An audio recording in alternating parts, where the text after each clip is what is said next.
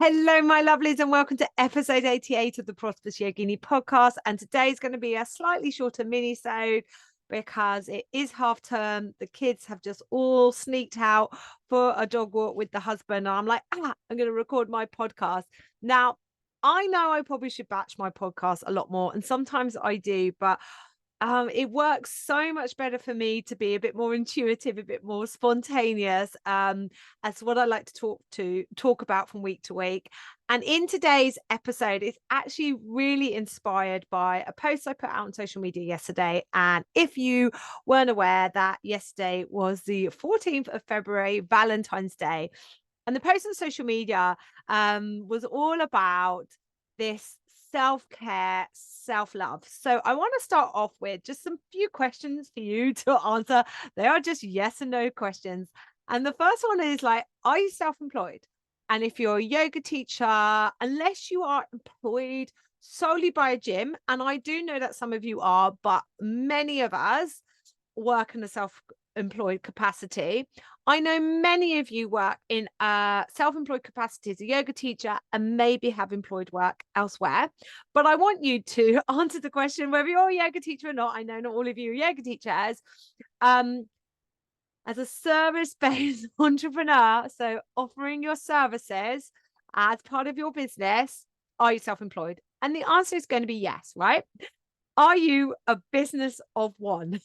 What I mean by that, like if you stop being able to offer your services, does your business stop? Does your ability to generate income stop? Does your ability to serve stop? And like probably the answer to that is yes. So I want you to just know that if you've answered yes, I'm self-employed, whether that be full or part-time, yes, if my ability to go out and offer my services stops, then my ability to make money stops. Yeah. Yes. Right. I want you to know, right? And I use this term, you are the golden goose in your business. Now, totally upfront here, I am stealing this from a wonderful money mindset mentor, Denise Duffield Thomas. Please go and check her out. I've got 2 of her books, and this is in her book, Chill and Prosper, which is all about helping female entrepreneurs work in a way that allows them to share their skills and gifts with the world, create businesses aligned with their energies, and look after themselves. And she talks about right at the start of the book, and it's just stuck with me so much, that you are the golden goose in your business. You are the most important thing. If you go down, your business goes down. So if you are not prioritizing self-care, and self-care comes from a place of self-love, and this is hard, self-love, self-worth, and this is like, oh, this is hard stuff. I know, right? I know, guys, right? But until we get our head around the fact that if I don't look after myself, I am not looking after my business. If I don't look after myself, I am not looking after those I serve. Until we get to that place, then you run the risk of burning out, getting frustrated, over delivering, over giving, there being an energetic mismatch in your business, which means whatever the service is, you're like, I can't keep doing this. This is unsustainable. All of these feelings that come up, right? And I'm talking from experience here, guys, right? And as female entrepreneurs, we are with lots of compassion and lots of love, right? And I think it's one of our strengths as women. We are hardwired to over deliver, overgive, overcare, overserve, undercharge, people please, not have that feeling of wanting to let people down. That gets wrapped up into sometimes not wanting to make changes that, we will worry will have a negative impact on others, despite the fact that those changes might be incredibly necessary for our self-care. Yeah. That we are self-sabotaging our own businesses. I go back to those 2 questions. Are you self-employed? Part-time, full-time? It doesn't really matter. If the answer to that question is yes, right? Then the next question is, if you stop being able to provide your services, Does your ability to serve, does your ability to generate income into your business stop? And if the answer to that question is yes, then it's almost like I feel like this is a powerful mini-sode. This is like a put your pens down now and have a think. And this isn't for you to get stressed about, to be like, I must do this and sort this out now, right? But this is one of those moments I really, really hope that goes into your heart, right? Goes into your heart. We're talking about Valentine's Day, and goes into this deep knowing that any changes that I make from this day forth, after listening to Amy today, even if I allow those changes to evolve over time at a pace that is right for me, right for my nervous system, right for my clients, but I know that if I take those steps to move in the direction of travel where if I need to reconfigure my business around me, my needs, my energy, prioritizing self-care, I know that every little micro step, it's not going to be one big massive thing that happens tomorrow. Every little micro step that I take in that direction is going to have a massive impact on me, massive impact on those around me, and massive impact on my students for the better. Because I mean, one of my favorite sayings is like, a stress yoga teacher is not a good look. But this isn't just about yoga teachers. This is about all of us as female solo entrepreneurs, female service providers, businesses of one. We have to wrap into our whole decision-making process. Is this right for me? That is like literally the first question. Is this right for me in terms of what I'm being asked to deliver, the time, the energy exchange in terms of your energy going out to deliver that service, that create that product, versus what comes back to you? And yes, the return on your energy part, that is money. Part of it is, am I enjoying this? Does this light me up? Do I want to give my time to this? And one thing that can really help, like one of the most powerful bits of advice in this mini-sode that I can give you today, is what I do without fail, as a habit, as a practice, every week is I haven't used a paper diary. You can use if you're like an online format, there's Notion, you can use your Google diary. I love a paper diary. I sit with my paper diary at the start of the week. I often do it on a Sunday night, actually, because it makes me feel like I've got the week planned. I'll look at the surf report. This is no lie. I will look at the surf report. I'll look at when I've got booked in like non-negotiable group coaching calls, or one-to-one, or teaching classes. Like what is not, what is fixed this week in terms of my time. And I don't have too much fixed stuff. What is what I call the glass ball? What can I not drop this week? What needs to happen this week? What is a plastic ball? Which, if it doesn't happen this week, it's, nothing bad's going to happen. Is the surf good? When can I go surfing?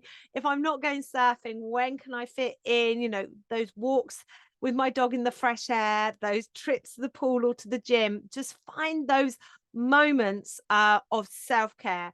And the other day, here's a great example. I was feeling really tired, just that time of the month. And, I thought like, I think I'd put gym in my diary, and I was like, no, that isn't right. But I have got this hour where I have decided to dedicate some time to myself. I did a restorative yoga class, pre-recorded, perfect. But it makes such a difference. And so often we get wrapped into, wow, this is great, Amy, but I just don't have time. Like, I'm maxed out. Because I get that, right? I get that feeling, particularly if you're self-employed, part-time, working employed, maybe full or part-time. And as women, we will probably have other caring responsibilities, maybe children, maybe animals, maybe older parents, maybe all of that, right? Women are wonderful creatures. Yeah, we have all this caring capacity. And we will so often prioritize others over ourselves in our, beautiful quest to care and look after other people. And I don't want any of this to change, but I want, you to know that when you prioritize yourself, when you're like, I am the golden goose in this business, and actually, no, I can't do that, or I can do that, but it will cost you this. Or I'm currently charging this, and for this to carry on, I need to put my prices up. Or I'm currently offering this, but for this to carry on, I need to modify the offer to reduce what I'm giving. But everyone's still going to get the great experience because I'm probably overgiving. I'm probably giving too much right now. And diarising time for you first around those kind of like non-negotiables. Like I can't say, oh, really sorry. My little girl's called Lucy and I do the school run with her. Really sorry, Lucy. I am I'm going surfing, take yourself to school. No, that isn't possible. But looking at the time that I have got and building first time for myself, self-care, time to energetically rebalance, time to energetically clear my space so I can serve, so I can teach, so I can train, so I can mentor, has changed everything for me. And I will be honest, guys, it's a relatively new practice. I think I've talked about this in the podcast. I've lost track. We're on episode 88, but how I was telling myself a lot last year, I just don't have time. I don't have time. And I was like, Amy, okay. It's amazing what we can find time for, right? It's amazing what we can use our time doing. So I banned myself from saying I didn't have time. And I said, here is the available time to me. How do I want to use it? And the minute I reframed that and then said, well, I really want to make sure that I do prioritize self-care, that I do see myself as the golden goose in my business, for me to, serve all these wonderful people that say yes to my training courses and mentoring, for me to do this, that I need to make sure that I'm looking after myself. And what does that look like on a daily basis? And it literally does look like knowing on that Sunday evening that I sit down with my diary and I'm like, what time is available to me? And just to like close on that, the other thing as well is we had an incident in our family a couple of weeks ago. My little girl fell off her horse and broke her arm. So that was an unplanned event, right? And understandably, it shifted the time that I had. It reduced the time that I had. But I go back to the example of the plastic and the glass balls. I was like, right, I am dropping all these plastic balls right now. My little girl's broken her arm. She's going to have a bit of extra time at home. Totally understandable. What do I need to do in order to allow myself to be there for her? But also remembering that I'm the golden goose. For me to be there for her, what do I need to do? Even if it's just like this, I'm going for a dog walk around the block for 20 minutes when my husband comes home from work, these little things. So short episode today, but it's a massive invitation, guys. I think we talk about self-love and love yourself, and sometimes that can just feel so hard. Yeah, it can feel so hard to go, okay. But when we reframe it to I'm the golden goose, for me to serve my clients, my students, and everyone that I love, I have to look after myself. That's my duty. That's my priority. And then I can serve others. That changes everything. And of course, just to sort of wet your whistle, within all of this, it's difficult. It depends what stage of business you're at. But as your business grows, perhaps as your ability to expand into, new offers, different offers, your offer suite expands, is there room for some passive income? Is there room for automation, technology to help your business carry on without you there? And the answer to that might be yes. The answer might be no. I'm really conscious, you'll see a lot online, particularly those people pushing have an online business. Online business is the only way. I have built in semi-passive, and I always say semi-passive because if it's self-paced, you still have to sell it, you still have to create it. But I've got semi-passive offers. I've got courses that people can buy that don't require me to deliver them live. Absolutely. But I know there are certain services, certain business models where that just isn't possible, or it isn't what you want to do, right?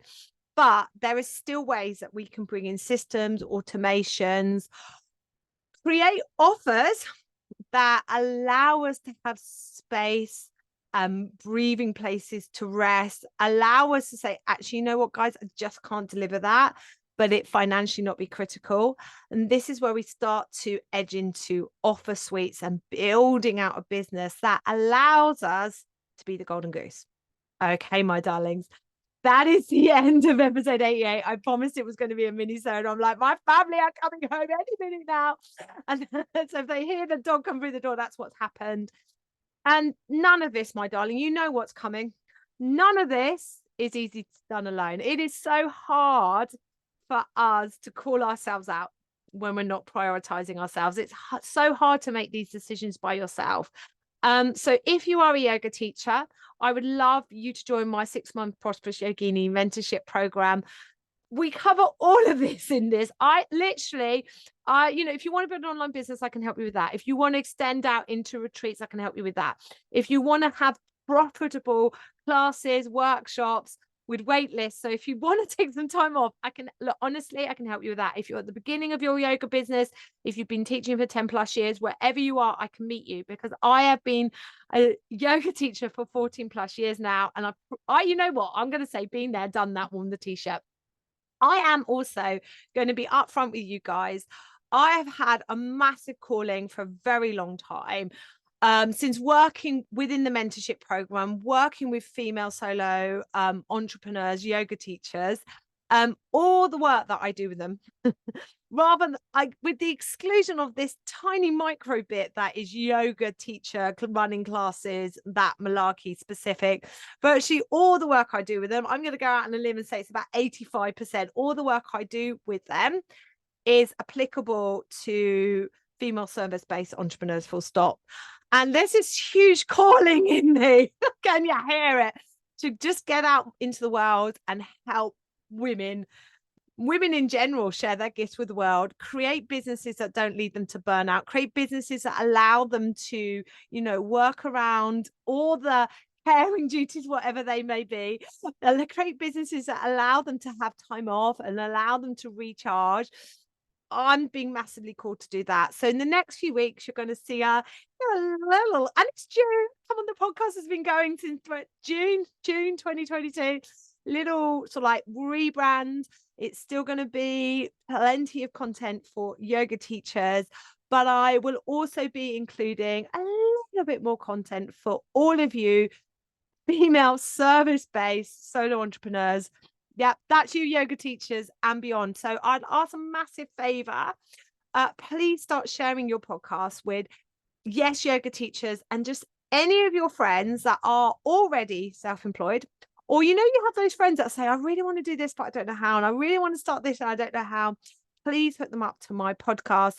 In a few weeks, you'll be seeing a little invitational offer as well to come and hang out with me, where I will be doing some business specific work. But for now, this is a mini-sode. My family are coming back. I will see you all next week.